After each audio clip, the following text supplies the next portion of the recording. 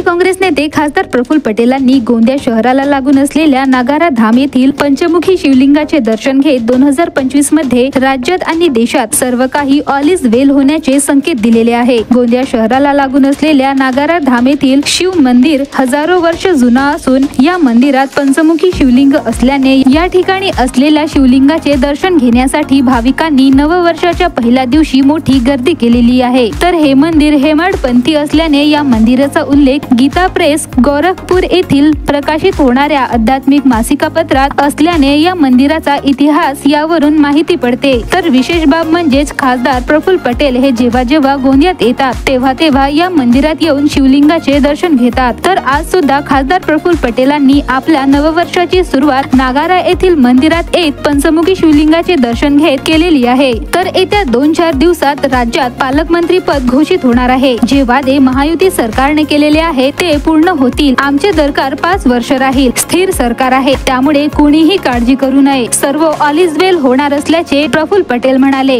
वर्ष 2025 ची आज सुरुवात झाली आहे आणि नवीन वर्ष आमच्या गोंदिया भंडारा सह महाराष्ट्र आणि देशवासियांना लाभदायक ठरो आणि ईश्वरांची कृपा सर्वांच्यावर असो ही मी आज आमच्या नागराच्या पावन धाम जे आहे शिव मंदिर आहे तिथे प्रार्थना केली आहे।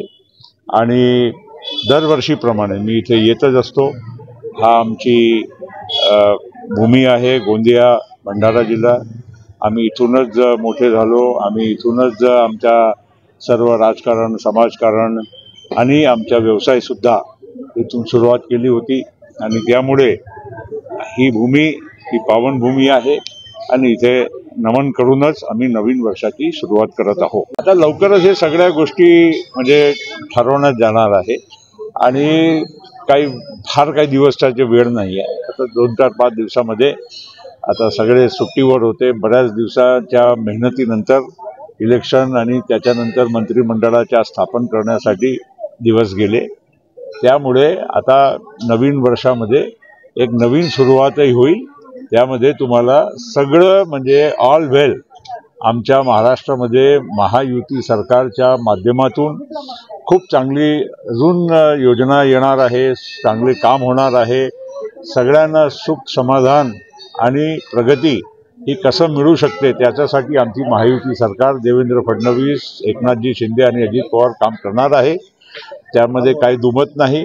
लोकांना वाटत होता की लाडकी बहीणच बंद होणार आहे, आता त्याच्या डिसेंबरचाही हप्ता आमच्या लाडकी बहिणीला मिळून गेलेला आहे। आमच्या धान पिकवणाऱ्या शेतकऱ्यांना बोनस 20,000 रुपये मिळालेला आहे आणि जे काही आम्ही लोकांना सांगितलेलं आहे येणाऱ्या काळामध्ये वेळ आहे। आमची सरकार 5 वर्षासाठी आम्ही लोकांनी निवडून दिलेली आहे आणि स्थिर सरकार आहे, प्रगतिशील सरकार आहे, लोकांना गोरगरिबांना न्याय देणारी सरकार आहे। त्या विषयामध्ये कोणाला काही शंका ठेवण्याचं कारण नाही। सगळं या 2025 पासून ऑल वेल महाराष्ट्रामध्ये आपल्याला दिसायला लागलं। तर नागारा धाम येथील शिव मंदिर हे पुरातन मंदिर असल्याने वर्षभर या मंदिरात भाविक दर्शन करिता येत असून त्यांच्या इच्छा पूर्ण होत असल्याने या मंदिराची ख्याती आणखी वाढत चाललेली आहे। यहाँ पे हर वर्ष की हिसाब से इस साल बहुत ज्यादा भीड़ है। हजारों लोग यहाँ पे आज दर्शन करने आते हैं। हमारी जो नागरा मंदिर यहाँ की जो ट्रस्टी है या ट्रस्ट बोर्ड है, इनकी समस्त सुविधाओं का भी ध्यान रखा जाता है यहाँ पे पाए हुए सभी भक्तजनों का। और ये 2 से 2,500 साल पुराना मंदिर है। यहाँ तो सोमवार को काफ़ी भीड़ रहती ही रहती है, लेकिन जैसे मास की शिवरात्रि आती है इत्यादि होते हैं तो उसमें भी काफ़ी लोग आने लग गए। अभी यहाँ पे विवाह इत्यादि की भी सुविधा दी गई है, तो सभी को यहाँ पर रह के गोंदिया के शहर के आसपास के लोग यहाँ के शादी ब्याह भी करते हैं। काफ़ी प्रचलित मंदिर है हमारा, 2 से 2,500 साल नागरा पुराना मंदिर है और आगे ही भैरव मंदिर भी है। तो यहाँ पे बहुत काफ़ी लोग श्रद्धालुओं की काफ़ी भीड़ होने लग गई है। मैं नागरा धाम में हर सोमवार को 12 महीना आता हूँ, हर सोमवार के दिन। मंदिर की विशेषता ये है कि मैंने जो बाबा से मांगा वो मिला। बाबा को मैं जब भी मांगा, मैं पहले साइकिल से आता था, बाबा को मैंने 2 व्हीलर मांगा 2 व्हीलर मिला, 4 व्हीलर मांगा 4 व्हीलर मिला, बहू मांगा, बेटे मांगा, बंगला मांगा, सब मिला, शरीर मिला, स्वस्थ मिला। और बाबा का मैं पूर्ण रूप से बहुत आभार हूँ और भगवान सभी को आज नए साल की शुभकामनाएं देते हुए